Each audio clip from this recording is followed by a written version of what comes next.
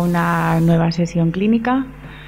Muchas gracias por asistir, tanto los que estáis aquí como los que estáis conectados desde casa, desde la consulta, desde donde estéis. Y hoy tenemos un interesante tema. Va Irene Nalda, adjunta de oncología, de servicio de oncología, nos va a hacer un pequeño resumen acerca de los tratamientos oncológicos. Muchas gracias, Irene.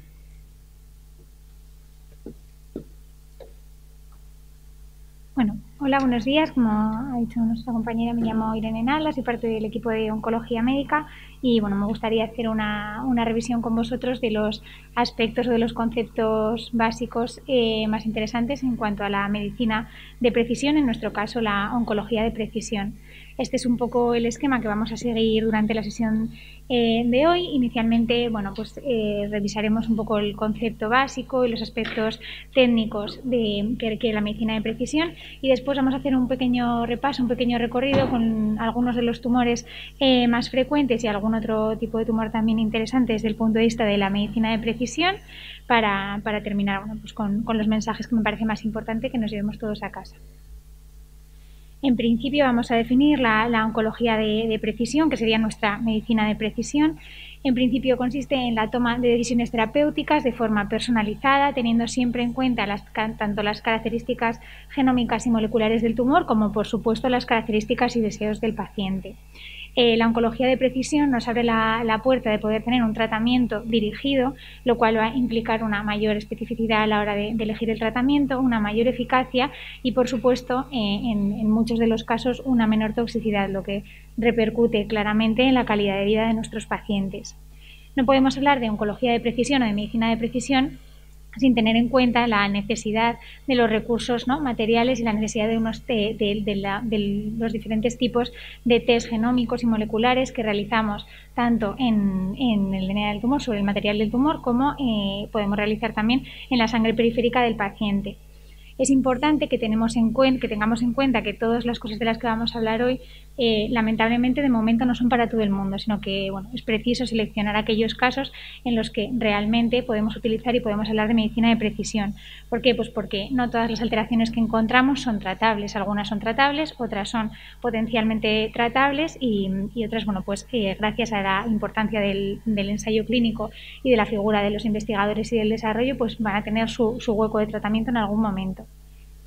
¿Por qué para nosotros es importante? Y esto quería dejarlo claro un poco desde el inicio de la sesión, porque muchas veces estos estudios moleculares, nosotros ya no hablamos de el cáncer como algo general o el cáncer de pulmón como algo general, sino que estos estudios moleculares hacen que la enfermedad tenga muchos espectros diferentes que para nosotros implican a veces la indicación de no iniciar un tratamiento hasta que no tengamos toda la información disponible para poder ofrecerle a los pacientes la mejor opción.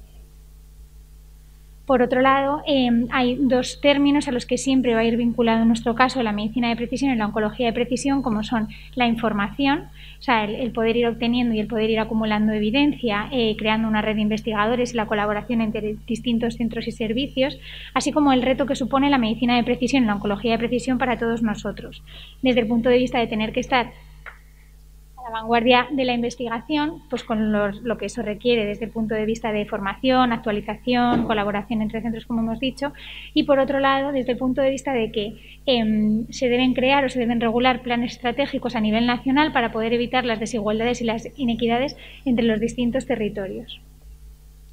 Esto simplemente es un poco la imagen clara de los conceptos que hemos dicho ahora, pues en medio siempre está el paciente y estos son los diferentes ítems que forman parte de esta toma de decisiones terapéuticas. Por un lado tenemos las características, como hemos dicho, moleculares, que en este caso es en lo que nos vamos a centrar durante la sesión de hoy, pero no podemos olvidar que también están, por supuesto, las características, los deseos del paciente y todo esto está enmarcado en los sistemas reguladores, tanto de las agencias que se encargan de aprobar el uso de los fármacos o no, como del Sistema Nacional de Salud que se encarga de financiarlos.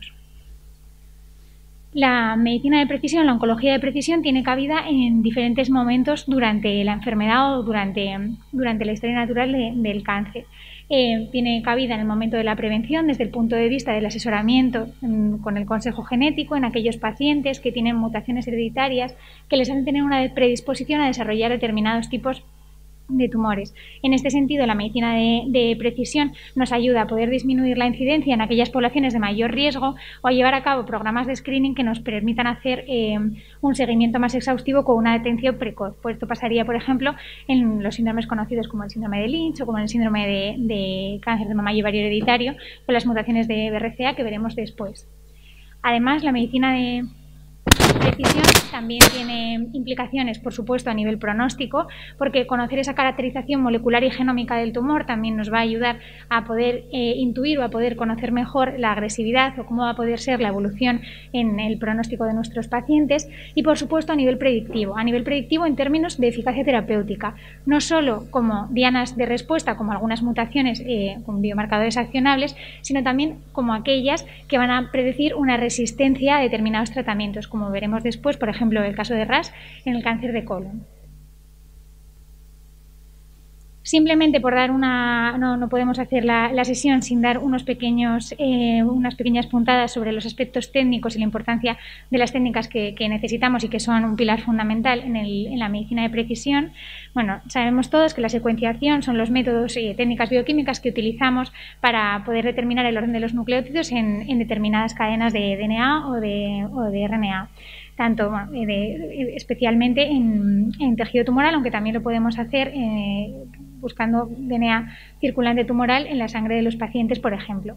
Estas técnicas han ido evolucionando, afortunadamente, en los últimos años. Venimos desde técnicas más básicas de secuenciación, como el Sanger, que solamente podía analizar un gen, como técnicas más complejas, como la NGS, que es,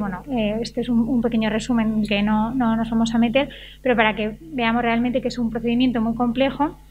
que tiene sus ventajas y sus inconvenientes, que vamos a resumir de forma puntual en esta diapositiva, pero bueno, que sería un poco el estándar y sería el objetivo que nos va a ayudar a nosotros a poder tener realmente y realizar una medicina de precisión. Vale, la técnica de NGS es una técnica de secuenciación masiva que nos permite determinadas ventajas, como puede ser pues que podemos hacerla más rápido que con otras técnicas de secuenciación de un solo gen, que necesitamos muchas veces menores volúmenes de muestra, y esto para nosotros es importante porque hay determinados tumores, como por ejemplo el cáncer de pulmón o en otro tipo de tumores también, por la localización de las lesiones o por el estado general del paciente, en el que tampoco nos permitimos tener grandes piezas tumorales o grandes volúmenes tumorales. Así que poder optimizar muestras chiquititas a nosotros nos va a servir para obtener mucha información. Y por otro lado, la ventaja fundamental también de la NGS es que podemos estudiar varias mutaciones o varias alteraciones a la vez. ¿Qué pasa? Que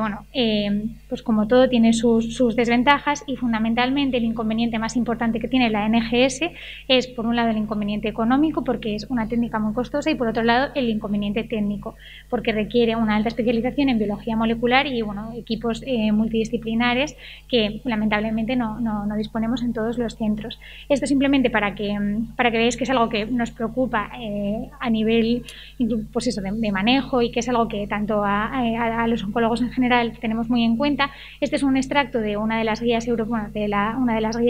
la Sociedad Europea de Oncología Médica, en la que, aunque recomiendan determinados tipos de tumores por la importancia que tiene a nivel pronóstico y a nivel de supervivencia el realizar este tipo de técnica, recuerda en todos los casos que el problema fundamental es el coste, que es algo que no podemos olvidar, que sí que estaría indicado hacerlo siempre y cuando nuestro sistema y nuestra situación lo permita. Ahora vamos a ir un poco centrándonos, como hemos dicho inicialmente, en la medicina de precisión, en la oncología de precisión, en los tumores más importantes desde el punto de vista de su incidencia y de su mortalidad. Inicialmente vamos a hablar del cáncer de pulmón no célula pequeña, pues por los datos que vamos a comentar a continuación, tanto por su importancia diagnóstica. Estos son algunos datos epidemiológicos. En el año 2020 a nivel mundial se diagnosticaron aproximadamente unos 2 millones de pacientes con cáncer de pulmón, con unas tasas de mortalidad bastante importantes, con fallecimientos en torno a 1.800.000, suponiendo el 18% de total de muertes por cáncer y siendo la primera causa en España de muerte por cáncer, lo cual hace pues que, como todos sabemos, este tumor sea un reto para todos nosotros. La imagen que tenemos de ver el cáncer de pulmón afortunadamente ha variado mucho en los últimos años. Aquí podemos ver un poco la evolución de cómo hemos ido valorando el concepto del cáncer de pulmón, pues de pasar de cáncer de pulmón a, gracias a las técnicas de inmunistoquímica, poder diferenciar pues los diferentes subtipos histológicos, a actualmente pues ver los distintos subtipos moleculares y con biomarcadores como el PDL1 también las diferencias pronósticas en cada uno de ellos. Y esta imagen simplemente es para que tengamos un primer fogonazo de cómo de importante es la mortalidad en el cáncer de pulmón. Y cómo de importante es la medicina de precisión por ese mismo motivo. Aquí podemos ver que la mortalidad, por supuesto, a medida que el estadio es más avanzado, a 5 años es mayor, teniendo aproximadamente, según los registros de los que disponemos en la bibliografía, un 1% de pacientes vivos a 5 años en enfermedad metastásica. Entonces, ¿por qué esto es muy importante en el cáncer de pulmón? ¿Por qué el cáncer de pulmón es el paradigma de la medicina de precisión? Pues siempre que hablamos de cáncer de pulmón nos vamos a referir durante la sesión al cáncer de pulmón no célula pequeña, ¿vale? Especialmente de tipo no escamoso. Pues porque aunque lo entendemos como una única entidad, bajo este paraguas del cáncer de pulmón se encuentran o podemos encontrar un amplio espectro de distintas enfermedades que son diferentes, que tienen pronósticos diferentes y que tienen tratamientos diferentes. Entonces, aproximadamente, si hiciésemos esta técnica de NGS, si testásemos a todos los pacientes que diagnosticamos con este subtipo de cáncer de pulmón no célula pequeña, podríamos encontrar hasta un 50% de pacientes con mutaciones o tratables o potencialmente tratables mediante el acceso a ensayo clínico. Y aquí podemos ver, bueno, algunas de las más importantes que vamos a revisar ahora rápidamente, sobre todo las mutaciones de GFR de ALK, y vemos que cada mutación tiene asociados determinados fármacos que no todos ellos están financiados, no todos ellos podemos disponer, pero bueno, que vemos que ya no solamente estamos hablando de tratamiento de cáncer de pulmón metastásico, desenlace fatal, tratamiento con quimioterapia, sino que tenemos una amplia gama de tratamientos que podemos ofrecer a nuestros pacientes. ¿Y esto qué es lo que hace que sea tan importante? Pues el hecho de que nos obliga a tener que establecer algoritmos diagnósticos para poder ofrecer el mejor tratamiento a nuestros pacientes. Por este lado, bueno, aquí ya lo sabemos y los compañeros de anatomía patológica están muy acostumbrados y nos ayudan muchísimo con esto. Siempre que tenemos un diagnóstico de un paciente con cáncer de pulmón o célula pequeña, es necesario solicitar o llevar a cabo el estudio de las mutaciones más importantes, como son EGFR, ALK y ROS1, así como la expresión de PDL1. ¿Y esto por qué es importante? Pues porque es un sello distintivo de calidad y es algo que la evidencia hace que le debamos a nuestros pacientes para hacer las cosas bien, porque ya veis que el algoritmo de tratamiento es completamente distinto. En pacientes en los que tienen diana se puede hacer una terapia dirigida con tratamientos orales que son distintos del tratamiento de quimioterapia, y en pacientes en los que no hay esta diana terapéutica, en los que no existen este tipo de mutaciones, que pues por supuesto son la mayoría de los pacientes, en función también de otros biomarcadores como el PDL1, el tratamiento que les podemos ofrecer cambia.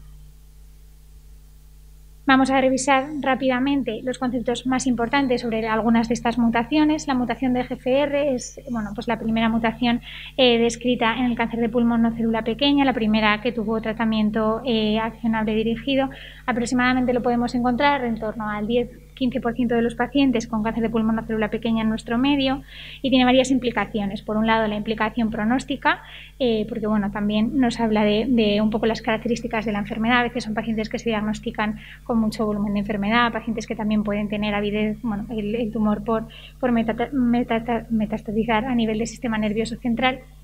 Y hay dentro de las propias mutaciones de GFR hay una gama muy heterogénea de mutaciones y no todas implican lo mismo. Están las mutaciones clásicas, hay otras más atípicas y otra de la que mencionaremos un apunte, que es la inserción del exón 20, que siempre que estas confieren, parece que inicialmente un mejor pronóstico desde el punto de vista de que tienen un tratamiento dirigido. Sin embargo, la inserción del exón 20, aun siendo una mutación también de GFR, va a ser al revés, va a conferir un peor pronóstico a los pacientes. Y aquí simplemente, bueno, por reflejar, hay distintos inhibidores EGFR es un receptor transmembrana que está implicado en la proliferación celular a través de la vía de las MAP quinasas, y entonces tenemos diferentes inhibidores TKI, que son inhibidores orales de este EGFR de primera, segunda y tercera generación. Actualmente el fármaco de elección para estos pacientes es el osimertinib, y estos son los datos del estudio pivotal del osimertinib. No hace falta, no es importante que nos quedemos con los datos, solamente para que tengamos un poco el reflejo de qué implica tener esta mutación o qué implica poder saber qué tipo de pacientes la tienen. En el estudio pivotal del osimertinib, la mediana de supervivencia global en estos pacientes estaba en torno a 38 meses. Aunque no están diseñados para comparar y los estudios no deben compararse entre ellos, si hacemos caso de los datos de este estudio, que es el estudio KINO 189, que es un estudio que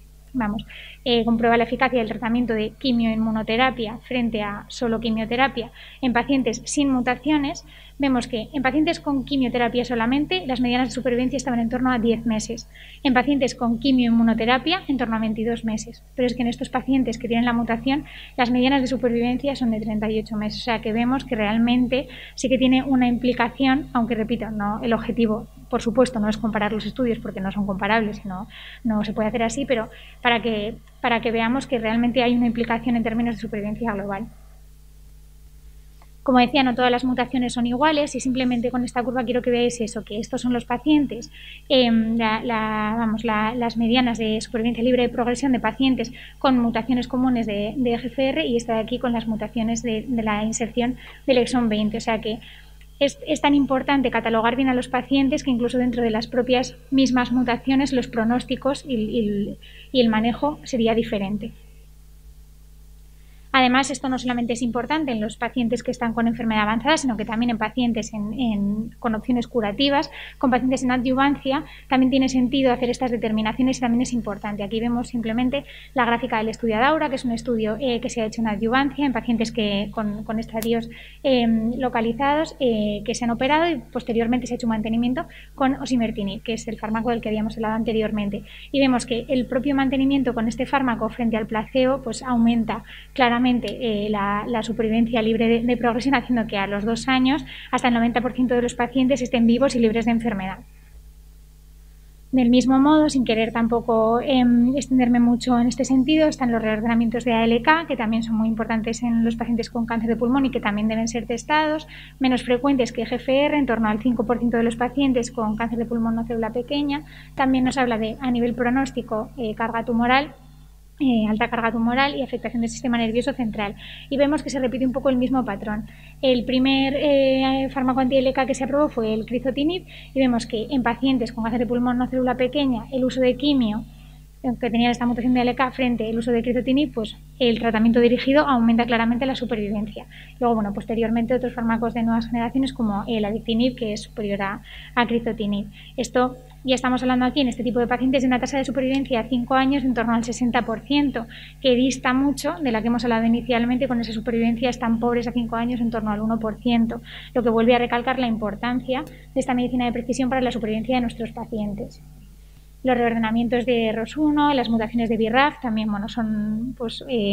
otras de las alteraciones que debemos testar en los pacientes con cáncer de pulmón y que nos pueden ayudar claramente en términos de respuesta y de supervivencia. Y esto simplemente es un flashazo de que el cáncer de pulmón no solamente es un tipo de enfermedad, sino que cuando hacemos estos análisis moleculares vemos que se despliega un abanico tremendo de enfermedades que son diferentes, que tienen pronósticos diferentes y que afortunadamente poco a poco también van teniendo dianas terapéuticas diferentes. Para cambiar de tumor vamos a centrarnos ahora en los tumores digestivos. Dentro de los tumores digestivos también hay diferentes biomarcadores. Nos vamos a centrar fundamentalmente en el tratamiento del cáncer de colon, cáncer colorectal, por la frecuencia y la implicación en términos de mortalidad que tiene. Y vemos un poco que pasa lo mismo que pasaba con el cáncer de pulmón, que ya no solo tenemos el cáncer de colon como concepto, sino que hay determinados biomarcadores, que es una enfermedad también heterogénea, en la que vamos a tener que determinar.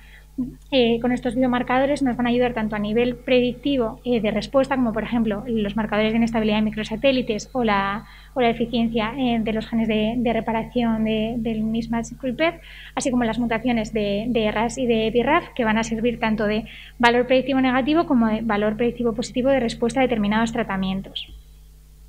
un apunte sobre las proteínas de la familia de RAS, que están implicadas, como veis, otra vez en la familia de las MAP quinasas, que está implicada en la proliferación celular. En este caso, que un paciente con un cáncer de colon tenga una mutación de RAS va a tener un valor predictivo negativo de respuesta. O sea, por eso también es importante la medicina de precisión, porque no solamente nos va a hablar de qué tratamiento debemos utilizar, sino a veces de qué tratamientos debemos evitar utilizar por la ausencia de respuesta a estos mismos. ¿Y esto por qué es importante? Pues porque esta mutación puede verse hasta en el 45% de los pacientes, y el no poder utilizar este tipo de fármacos anti-EGFR como son cetuximab y panitumumab va a repercutir negativamente en la supervivencia de los pacientes, porque diferentes estudios han demostrado que su uso en pacientes no mutados aumentan claramente la supervivencia.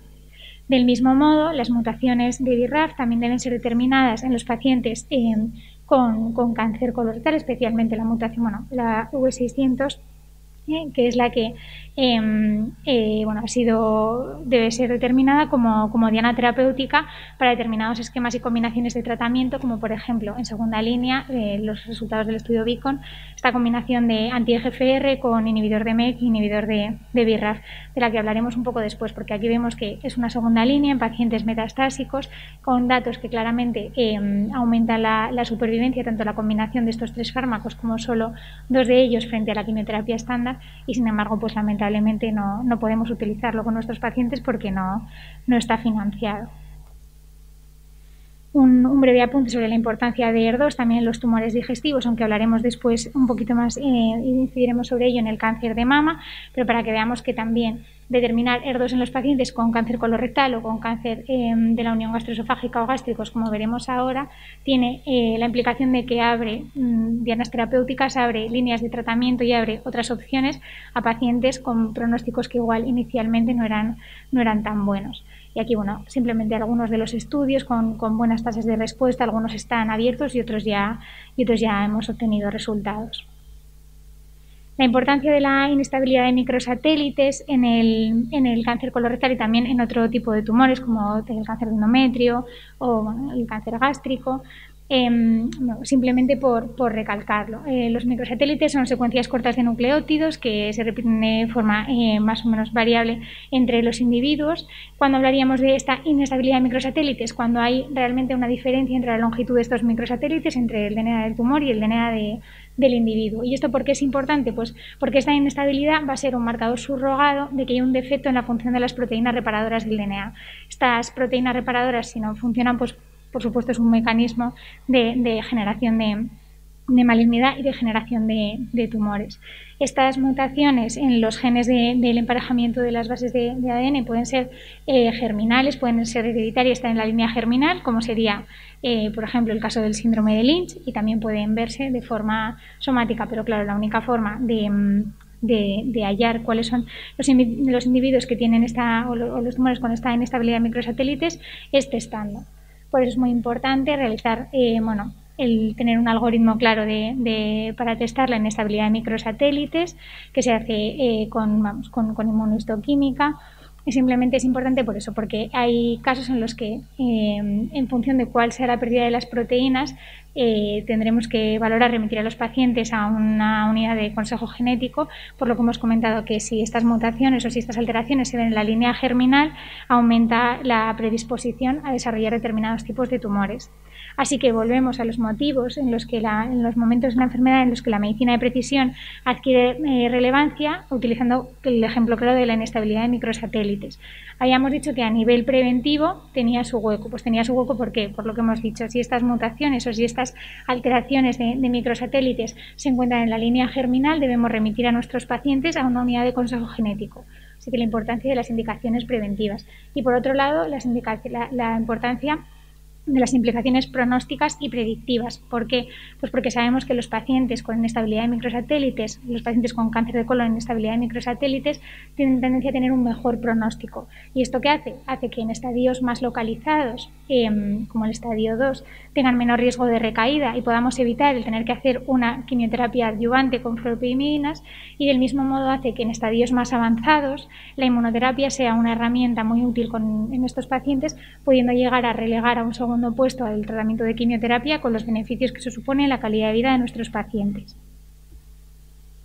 Simplemente repasándolo rápido, en el cáncer esófago gástrico también es muy importante el tener bien testados a nuestros pacientes y el hacer los estudios moleculares correspondientes, tanto a nivel de ER2 como a nivel de PDL1, por las herramientas que eso nos va a suponer y la opción de hacer un tratamiento más dirigido y no solo con quimioterapia directamente a todos nuestros pacientes.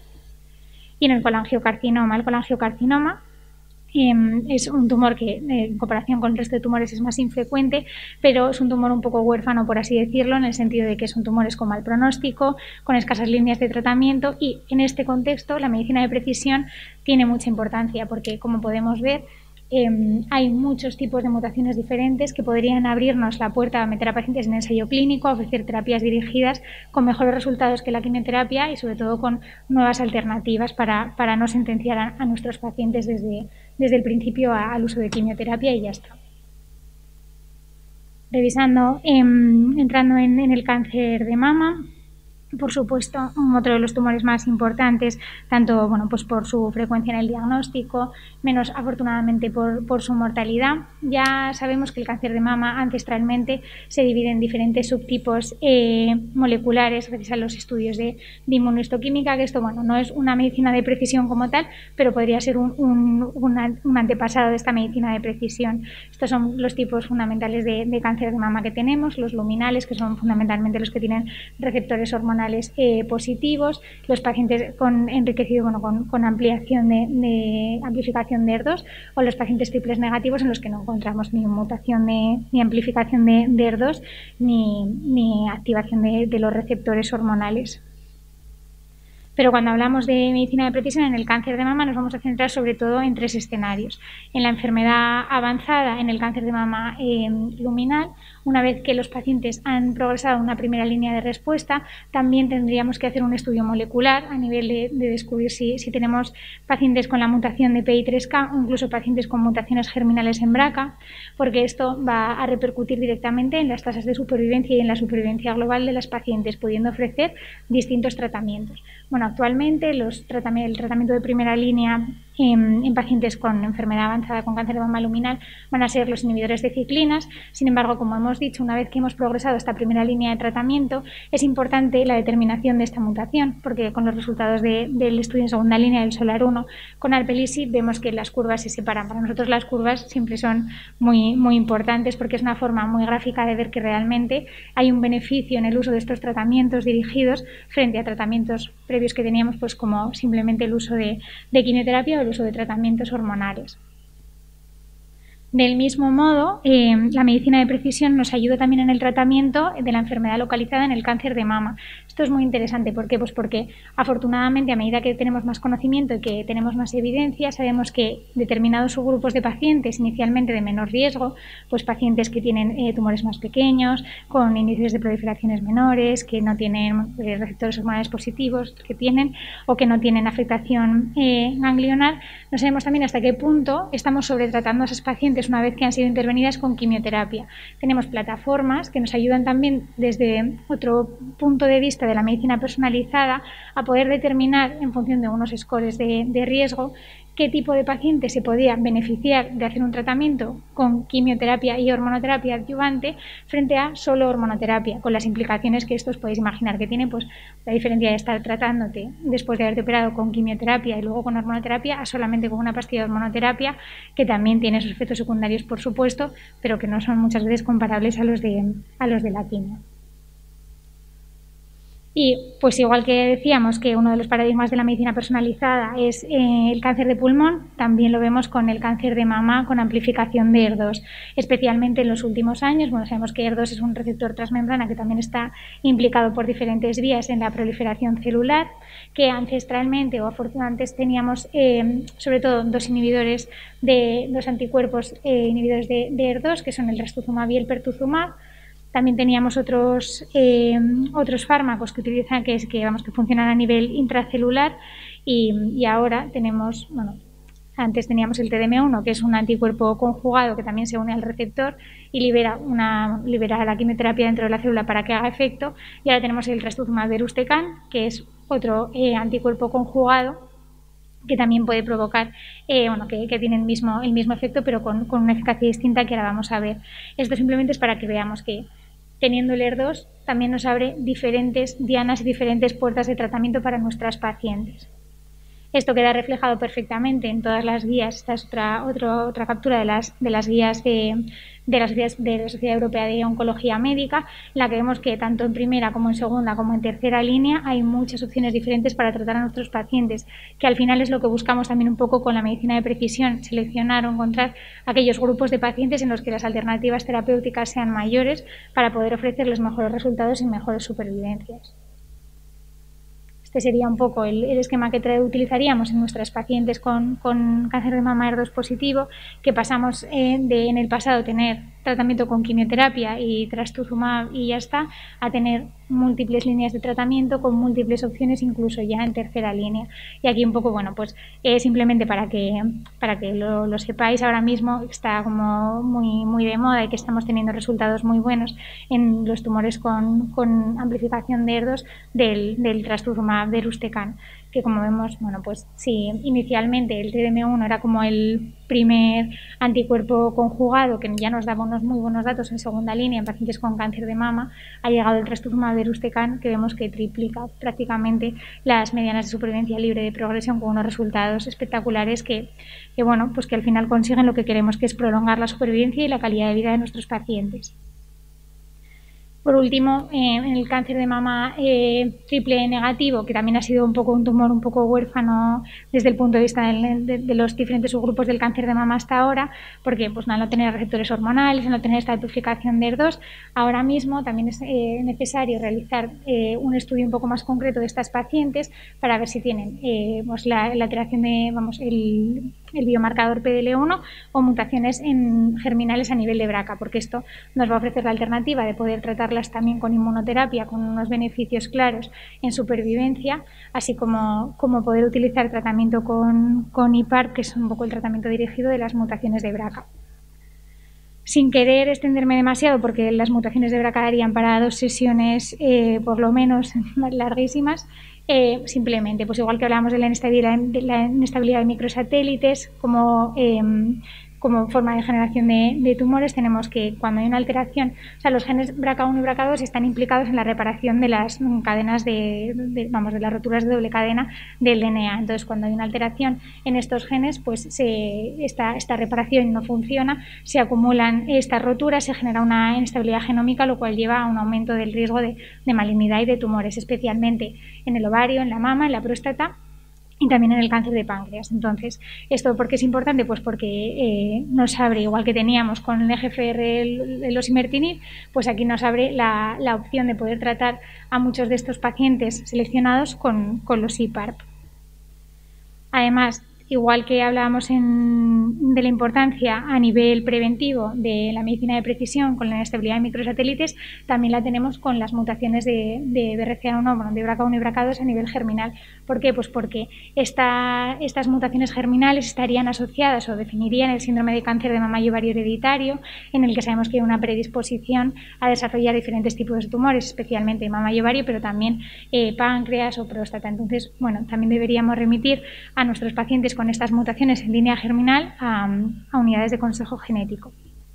Y por supuesto, bueno, a nosotros nos gustan mucho los datos de supervivencias y de supervivencias libres de progresión. Tenemos aquí simplemente un resumen de la importancia que tiene el uso de estos IPARP en términos de resultado, aumentando pues, las tasas de supervivencia, las tasas de respuesta y la supervivencia libre de progresión en distintos tipos de tumores con distintas mutaciones.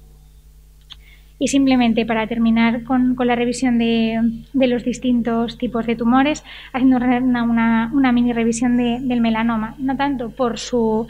frecuencia o por la implicación que tiene tanto como el pulmón, la mama o el colon, pero sí por la importancia que ha tenido la medicina de precisión en este tumor en concreto. Ahora mismo el esquema de tratamiento del algoritmo de tratamiento de melanoma avanzado tendría fundamentalmente, habiendo desplazado la quimioterapia, 2 pilares, que son el pilar de la inmunoterapia y el pilar de la terapia dirigida con inhibidores de BRAF. ¿Y esto por qué es importante? Pues bueno, porque esta gráfica podría resumir un poco todo lo que quiere decir la medicina de precisión. Pasamos de en torno pues, a los años 2000, unas supervivencias a un año en pacientes con melanoma metastásico menor del 25%, hasta que han ido surgiendo, pues en azul vemos los diferentes tratamientos con inmunoterapia, con los diferentes estudios, y en rojo los diferentes inhibidores de BRAF. Entonces, vemos que el hecho de poder contar con todo este arsenal terapéutico ha repercutido en que pasemos de tener menos del 25% de pacientes vivos a un año a tener más del 70% de pacientes vivos a un año, gracias a la medicina de precisión y gracias al poder testar a los pacientes y descubrir cuál de ellos se puede beneficiar de estos tratamientos diana. Aquí tenemos un poco las curvas del primer estudio que se hizo con inmunoterapia frente a quimioterapia. Fue con nivolumab frente al DTIC, que era el esquema de quimioterapia que se utilizaba en el melanoma, y vemos que claramente pues lo mismo, se triplican estas medianas de supervivencia, también con distintas combinaciones de inmunoterapia. Y en los pacientes con mutaciones de BRAF, pues lo mismo. Vemos que estas serían las combinaciones de inhibidores de BRAF y de MEK que podemos utilizar en el melanoma, pero que ha tenido una clara implicación en el aumento de supervivencia de estos pacientes, incluso llegando en pacientes que hagan una respuesta completa inicial con el tratamiento a tener unas supervivencias a 5 años, ya no al año, sino a 5 años en torno al 70%. Bueno, todo esto que os he contado de todos los tratamientos que tenemos, de todo lo que podemos hacer por nuestros pacientes, de cómo podemos aumentar su supervivencia, su calidad de vida, por supuesto tiene muchas limitaciones. Limitaciones que poco a poco vamos a ir resolviendo, afortunadamente, pero bueno, que tenemos que tener en cuenta. Fundamentalmente yo las dividiría como en 3 grupos. Las limitaciones técnicas, por supuesto, como ya hemos hablado, los mecanismos, pues el soporte técnico y personal que se necesita para poder hacer las técnicas de NGS, es importante y no podemos disponer de él en todos los centros, lamentablemente. Las limitaciones de la propia enfermedad, pues muchas veces la enfermedad va por delante de nosotros, no tenemos un paciente con un buen estado general como para poder plantearnos el hacer rápidamente todos estos estudios y ofrecerle el tratamiento dirigido más concreto, porque a veces el paciente o la enfermedad lamentablemente no nos lo permite. Y las limitaciones de financiación, las limitaciones económicas, que esto, pues nosotros no somos médicos y queremos siempre lo mejor para nuestros pacientes y a veces nos olvida un poco que formamos parte de un sistema nacional de salud en el que la equidad también es importante y en el que lamentablemente no es sostenible darle a todos todo. Entonces, pues nosotros para nosotros como oncólogos, después de ver estos resultados y después de ver resultados de otros muchos estudios en los que vemos resultados impresionantes de aumentos de supervivencia, con toxicidades muy bajas, con datos que nos animan mucho a poder tratar a los pacientes de forma dirigida, nos encontramos con que lamentablemente entre el Ministerio, los distintos laboratorios, no siempre se llega a un acuerdo económico y no siempre podemos poner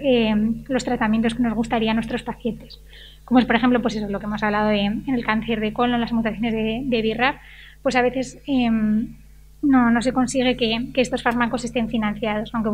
siempre intentamos acceder a ellos pues a través de usos expandidos, a través de el equipo de farmacia que siempre colabora muchísimo con nosotros para ayudarnos a conseguir los tratamientos para nuestros pacientes. Y simplemente ya para terminar, los mensajes más importantes después de la sesión creo que son que la medicina de precisión nos permite tomar decisiones terapéuticas de forma personalizada y eso va a repercutir en una mayor eficacia y en una menor toxicidad habitualmente para nuestros pacientes. Esto claramente supone un beneficio en términos de supervivencia, en términos de calidad de vida y es algo que no podemos olvidar. Es imprescindible que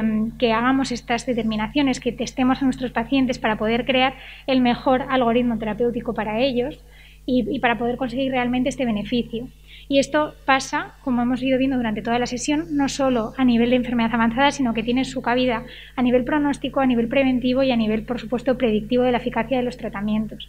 No podemos olvidar que son pacientes seleccionados. Lamentablemente no es algo que le podamos ofrecer ahora mismo a todo el mundo y además aunque